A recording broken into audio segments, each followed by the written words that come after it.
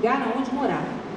Então implicava um conjunto das políticas sociais que se territorializam, o conjunto, portanto, dos elementos da infraestrutura urbana, que são políticas públicas também, mas políticas urbanas, e a política moradia, se não é uma política social, é uma política urbana fundamental que dialoga com as demais políticas sociais. Portanto, eu aqui chego num tema específico do serviço social e que, como a amplitude é muito grande, nós poderíamos falar da intervenção do serviço social urbano, desde a questão da população de rua, por exemplo, até o trabalho nas favelas. Eu vou me deter um pouco mais na questão da moradia e lançar alguns desafios. Primeiro, o desafio à memória do serviço social. O serviço social, desde as suas origens, eu diria que talvez a questão da moradia foi um dos primeiros lugares socioprofissionais aonde o serviço social atuou. Seja porque, através da Fundação Leão 13, que foi uma das nossas protoformas de atuação profissional no campo institucional, a Fundação Leão 13, lembra-se, lá no início da Fundação Leão 13, a grande função desta instituição era a atuação junto às favelas.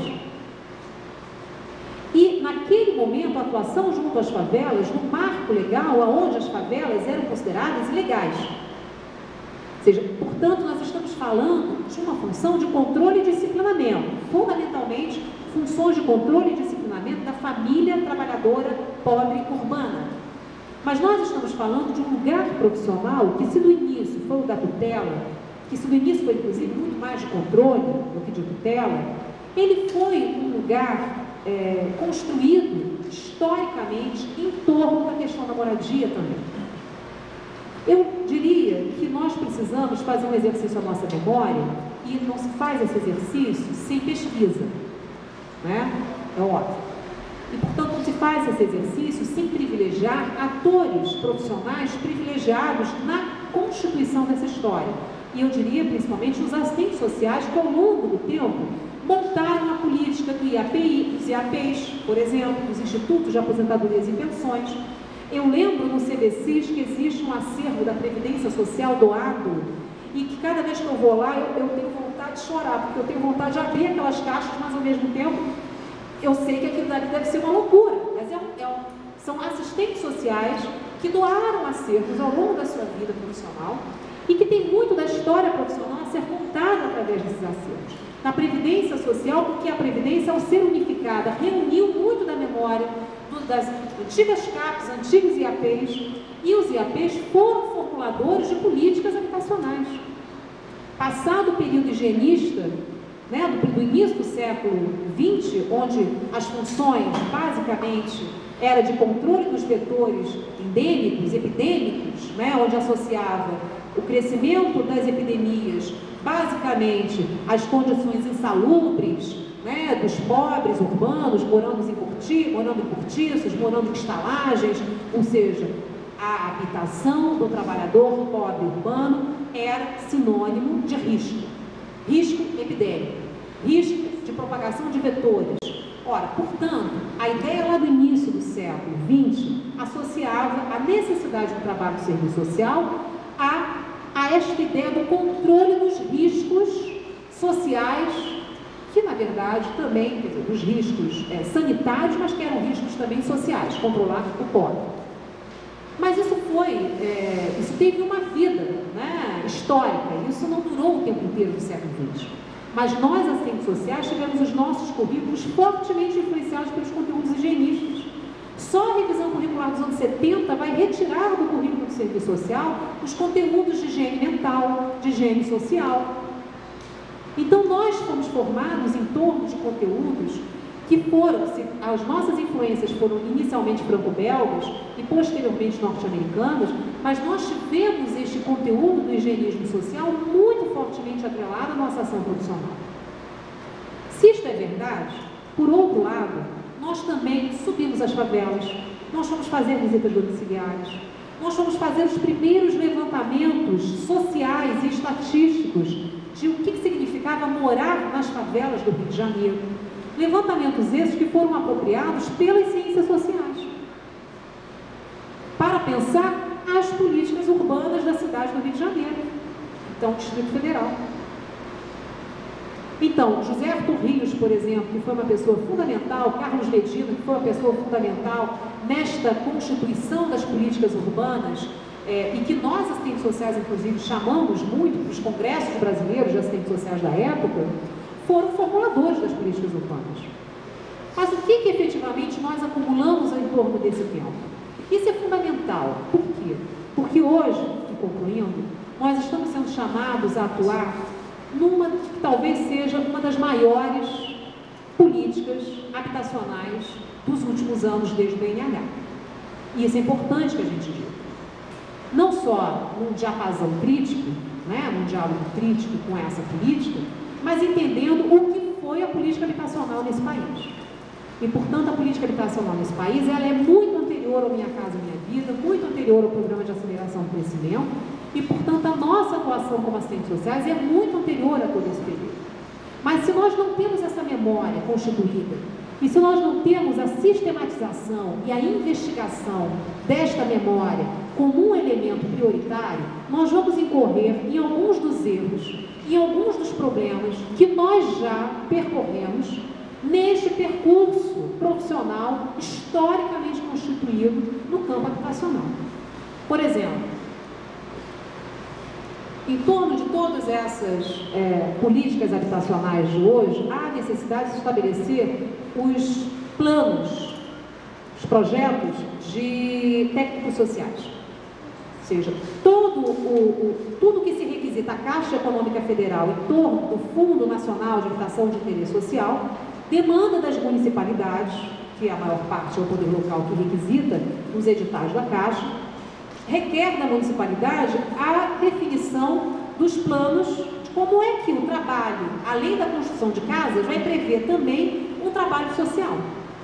E nós, assistentes sociais, junto com o que eles chamam ciências sociais, mas dão ênfase à sociologia, possuímos a prerrogativa da coordenação das equipes sociais. O que a gente está discutindo sobre isso? O que efetivamente significa termos a prerrogativa de coordenar equipes sociais? A Caixa Econômica estabelece um manual do que efetivamente significa trabalho social. E quem executa de fato trabalho social é a empreiteira. Isso tem que ser dito, isso tem que ser redito para que a gente possa entender quais são os limites e as possibilidades do trabalho social hoje no interior de programas habitacionais como Minha Casa Minha Vida, ou como Promoradia, que é outra linha de financiamento, também vinda da mesma Caixa Econômica, do mesmo Ministério das Cidades, do mesmo Fundo Nacional de Habitação de Interesse Social, que se tem o mérito de retomar elementos importantes da reforma urbana, como urbanização de favelas, como produção de moradia popular, se tem este mérito, por outro lado, estabelece um poder ao capital imobiliário enorme, e em especial às construtoras. As construtoras definem efetivamente os termos do trabalho. E isto a gente precisa estudar, eu diria estudar mesmo, entrevistar assistentes sociais que estão hoje na ponta de lança, sendo contratadas não por prefeitura, mas por construtoras, sendo contratadas para executar trabalho social de prefeituras. Então a gente precisa, são muitos elementos. O que eu acho que eu queria trazer hoje aqui é mostrar que esse momento não é novo. Nós precisamos ter memória na nossa profissão e nós precisamos, nesse sentido, entender que a principal pesquisa que saiu do nosso campo de estudo no serviço social foi a história do serviço social. Isso é provado, comprovado. A ABEPS já comprovou isso, que de todas as pesquisas desenvolvidas no serviço social, as pesquisas de história do serviço social são as que mais saíram do nosso campo de estudo. Então, o que eu estou chamando a atenção é, sem a reconstrução histórica desta memória profissional, nós não vamos sair do lugar. Nós vamos fazer coisas achando que estamos fazendo coisas novas, e não estamos. E não vamos estar sabendo dimensionar o que de fato necessita ser novo nesse cenário. Por outro lado, a memória do serviço social neste campo não é autônoma frente ao processo histórico de produção e reprodução das relações sociais, que, portanto, é também um processo de produção e reprodução do espaço urbano, da nossa dinâmica urbana e da nossa dinâmica de produção, de uso e ocupação do solo urbano. É dentro dessa contradição, desse terreno contraditório, que a ação profissional se movimenta.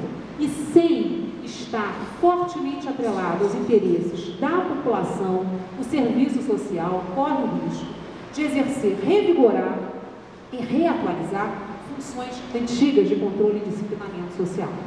Eu digo isso porque um dos componentes fortíssimos nesses programas é a participação comunitária. Ele é previsto, o programa é belíssimo, gente, quando a gente olha ele. Né? Agora, uma das atribuições fundamentais do serviço social do Minha Casa Minha Vida no trabalho técnico social é trabalho comunitário. Então, nós precisamos, inclusive, dizer o que é efetivamente trabalho comunitário para o serviço social hoje. Porque nós acumulamos já bastante massa crítica em relação ao desenvolvimento de comunidades, do serviço social clássico e do serviço social reconceituado. O que é trabalho comunitário hoje, no ano 2010? Bem, eu gostaria de falar muito mais coisas, quem me conhece sabe que eu sou difícil de me calar, mas eu estou ansiosa para escutar a Tatiana também, e com certeza ela vai poder falar várias outras coisas aqui, muito boas para todos nós. Muito obrigada.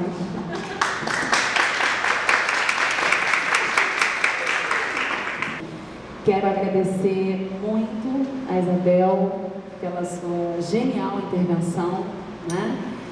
Enfim, por nos convidar, né, para um olhar profundo e crítico, né, a respeito do espaço, em sintonia com o reconhecimento, né, da sociedade capitalista que nos rege, que na sua essência produz desigualdades atrozes, né?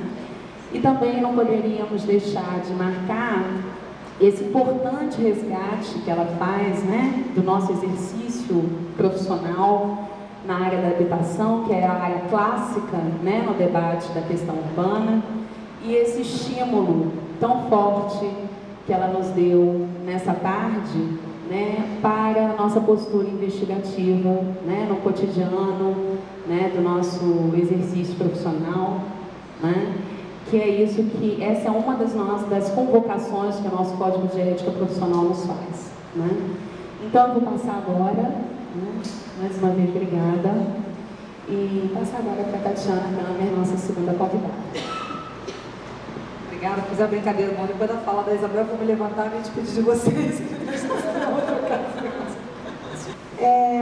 Eu vou trabalhar um pouco na linha da Isabel, mas eu queria trazer alguns elementos de reflexão sobre os nossos desafios no âmbito do serviço social e para o sujeito profissional, né, as assistentes sociais, os assistentes sociais, em relação à atuação no campo das chamadas políticas urbanas, mas como é que a gente atua nesse campo iluminado por princípios de defesa do direito à cidade, né? A gente está aqui orientado, não é um serviço social, é um serviço social posicionado politicamente, são profissionais de serviço social, sujeitos políticos que se identificam com uma determinada matriz, uma determinada orientação, né? E com princípios bastante presentes no nosso Código de Ética, também no nosso projeto Ético Político Profissional. Então, nesse sentido, eu queria recuperar rapidamente, não a história, acho que foi muito boa a fala da Isabel em todos os aspectos, mas ela também me poupou um certo trabalho em relação a esse resgate de como a reforma urbana começa a ser problematizada e tematizada, né?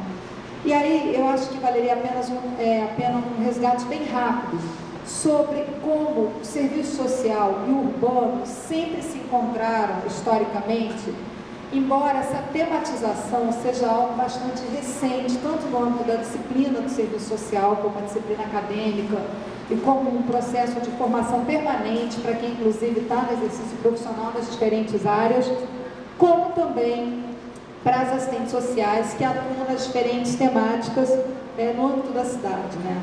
E aí, a gente tem, dando uma olhada na nossa bibliografia, na produção de conhecimento, né, nas naturezas de intervenção do trabalho do serviço social, alguns autores que já problematizam a existência, por exemplo, o nosso clássico, a nossa Bíblia, que a gente brinca, né, com Relações Sociais e Serviço Social no Brasil, tem o resgate ali da Maria Yamamoto, do Raul de Carvalho, sobre o processo histórico